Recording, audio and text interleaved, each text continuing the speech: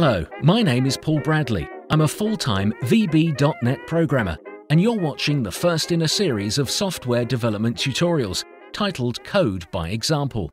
In this episode, I'm going to show you how to maintain the current scroll position when repopulating a data grid view control, especially when using a large dataset. Here, I have a fairly long list of database records, and let's say the user has scrolled down the list and picked an entry for editing. Typically, you would repopulate the data grid to reflect the changes the user has made. If you just do a simple refresh, then as you can see, the scroll bar position goes back to the start of the grid, and the user loses the position they were at, which makes for a frustrating user experience.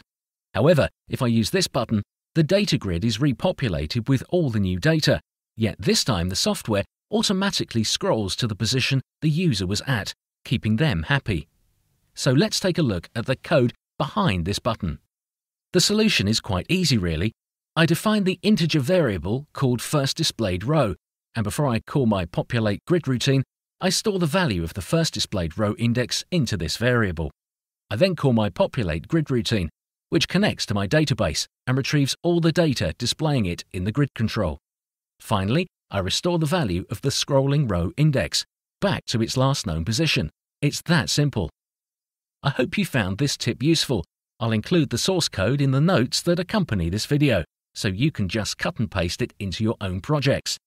Over the last year, I have been the lead architect who developed a large clinic letters system, and over the next couple of videos, I will demonstrate some of the code I use to program the Microsoft Word object.